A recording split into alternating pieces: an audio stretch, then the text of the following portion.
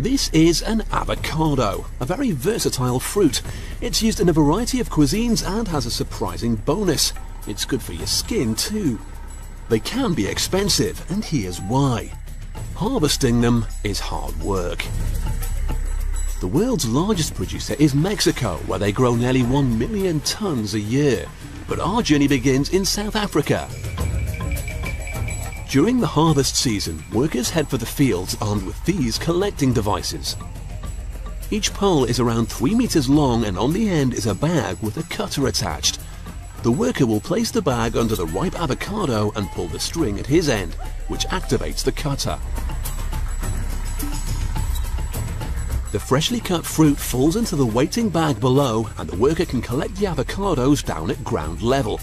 It's important not to drop them, as the buyers from around the world will only buy undamaged fruit.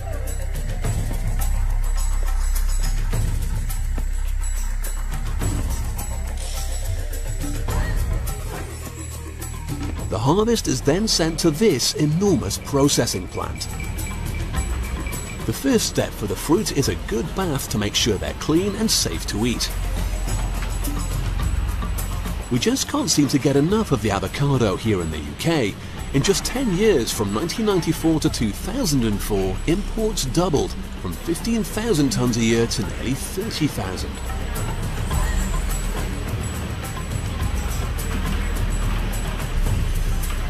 The quality inspector keeps a close eye on the produce and rejects any that have obvious damage or problems. Western consumers have very specific ideas about how a fruit should appear when they buy it, so standards have to be kept high. Any avocados that don't come up to this strict standard are sent to the reject bin, but they aren't thrown away. They're sent here. This enormous hopper contains all the ugly or undersized fruit, and because they're not good enough, they'll be crushed and boiled. The pulp is then squashed, and what emerges from the machine is a water-oil mix. Once separated from the water, the oil is a valuable byproduct sold to the cosmetics industry. Avocado oil acts as an excellent moisturizer and helps stop the skin from aging.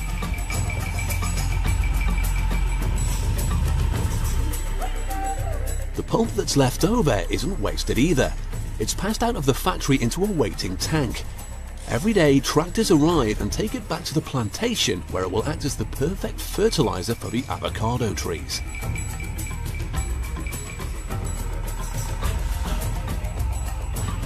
With only the best avocados remaining in the factory, the workers can now get about the task of grading and separating them.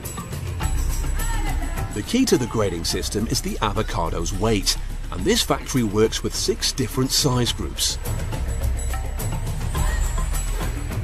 Each worker has to pack around 14,000 avocados, which is a delicate job.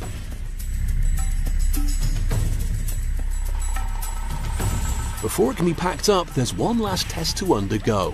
This machine determines whether the fruit is ripe yet. Ironically, softer fruit is rejected.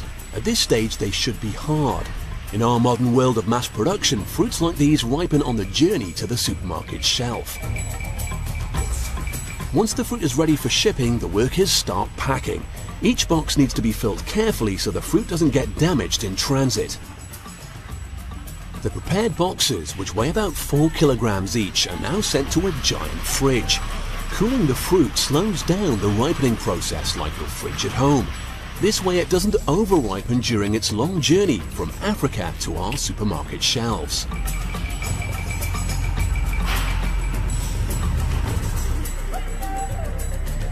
Enormous pallets of thousands of avocados are loaded into a gigantic chilled storage container.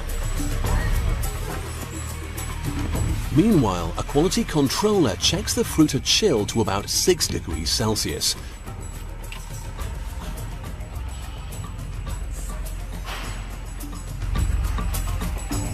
When he's satisfied, the trucks are called in and the fruit pallets are loaded up.